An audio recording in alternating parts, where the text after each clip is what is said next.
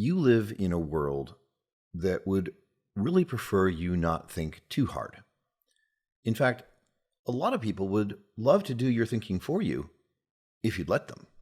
What I find astonishing is that a lot of people actually seem relieved at this prospect. It's like the government, media, and corporations are saying, you don't need to concern yourself with all that pesky thinking and deciding.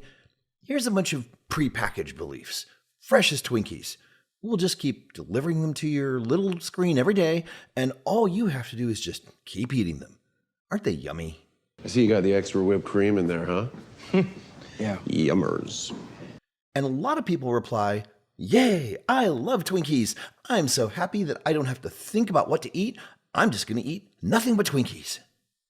Well, if you're happy just eating whatever anyone hands you or think what one source of information tells you, then you can just click away now. Oh, are you still here? Right. Then I'm going to tell you one of the main secrets used to manipulate people like you into becoming docile human sheep. It's actually a lot like hypnosis. When the hypnotist says, you are getting sleepy, they are relying on your level of suggestibility. If you're willing to accept the suggestion, then what do you know? You are starting to feel sleepy. Your eyelids are getting heavier and heavier. Okay, stop that. Wake up. That's the power of suggestion. And one of the main ways that you are hypnotized into giving away your personal power is a specific suggestion technique called the Thought-Terminating Cliché. When you're having a conversation or a debate and someone makes a really good point that challenges what you believe, it's normal to pause and consider it. You try to make it fit with what you already know, and you try to decide whether to throw out the piece they're offering you by saying why it doesn't fit, in other words, refuting the point. But if it fits into the puzzle better than what you already have there, you might end up deciding which pieces from your own partially assembled puzzle to throw out as you update your beliefs. I know beliefs aren't just like a jigsaw puzzle. It's an analogy, okay? Twinkies are junk food, and by analogy, thought-terminating cliches are junk thoughts. Like Twinkies, they might taste good and fill you up for the moment, but they don't actually carry any nutritional value. How about we just start calling them thinkies? So in this video, I'm going to give you 4 specific examples of junk thought thinkies people try to feed you. There are many more, of course, but these should serve to show you the hypnotic pattern that you should look for. First, one classic thinky is, that's just the way it is. When someone says this, they're trying to get you to accept the status quo and stop thinking about how things might be improved. This one is such a classic that back in 1986, Bruce Hornsby's song, The Way It Is, rose to #1 on the pop charts with its takeaway in the refrain, ah, but don't you believe them. Here's the second. When someone says something that they believe strongly, but to which they fear others might react poorly, they finish with, just saying. This is an attempt to deflect any criticism or discussion of the grenade the other person just lobbed into the conversation. Wow, you look like crap. What the hell? What's your freaking problem? I'm just saying. Oh, well, that's okay then. This is the drive-by shooting of conversation. Now, a bit more serious. The psychiatrist that actually came up with the term thought-terminating cliché is Robert J. Lifton. In his 1961 book, Thought Reform and the Psychology of Totalism, he examines the brainwashing techniques used by the Chinese Communist Party on both foreign nationals, which they kept for years sometimes in prison, as well as Chinese citizens. He wrote, "The language of the totalitarian environment is characterized by the thought-terminating cliché. The most far-reaching and complex of human problems are compressed into brief, highly reductive, definitive-sounding phrases, easily memorized and easily expressed. These become the start and finish of any ideological analysis.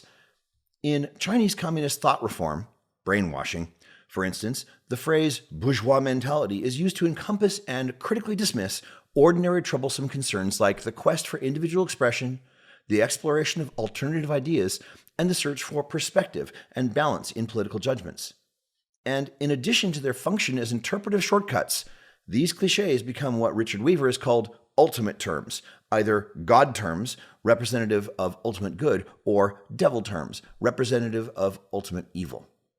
In thought reform, brainwashing, progress, progressive, liberation, proletarian standpoints, and the dialectic of history fall into the former category, the God terms.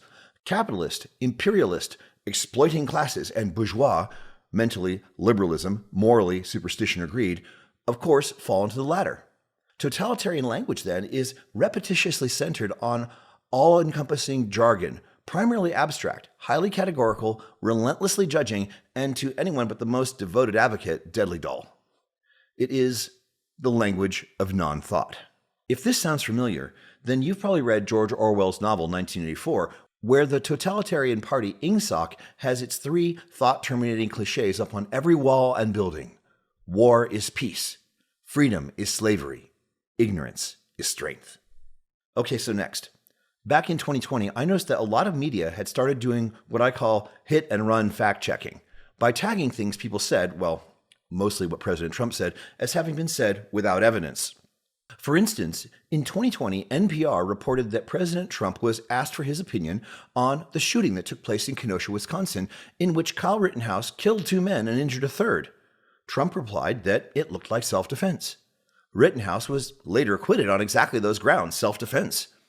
At the time, however, NPR reported that Trump claimed, without evidence, that it appeared the gunman was acting in self-defense. Now, they could have just said that Trump said that to him it looked like self-defense, but they deliberately added the phrase, without evidence. This had 2 effects. First, it implied that Trump had no evidence. There were significant facts available at that time that counted as evidence. And second, it had the effect of impugning Kyle Rittenhouse in the court of public opinion. In fact, NPR later admitted in their public editor column that without evidence had become a sort of catchphrase for them and that they had misused it on occasion, including that specific occasion when they reported Trump's take on the situation. The link to that NPR article is in the description. But the damage was already done. You won't hear that in their on-air stories. You'll just see this little retraction printed in their ombudsman column. When I went to Google and typed the exact phrase, search, Trump said without evidence, I get close to 50,000 hits. But when I Google for Biden said without evidence, I get less than 1,000. Now, I've heard Biden say plenty of things without evidence, but he really doesn't get fact-checked that way by the mainstream media. If I restrict my search to just, say, CNN's website, the phrase Trump said without evidence gets 70 hits. But the phrase Biden said without evidence gets 0.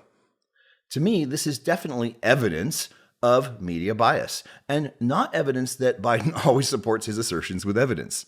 So, the next time you hear a media report that includes the words so-and-so said without evidence, or when someone tells you to do your part for the greater good, or God moves in mysterious ways, or that some information can't be brought to light for unspecified security reasons, or someone tells you that words cause harm, and in the next breath say, silence is violence, or that the news is obviously fake or obviously true, then you need to wake up and realize that they are offering you a diet of junk thoughts in an attempt to literally hypnotize you into handing them your power to think for yourself.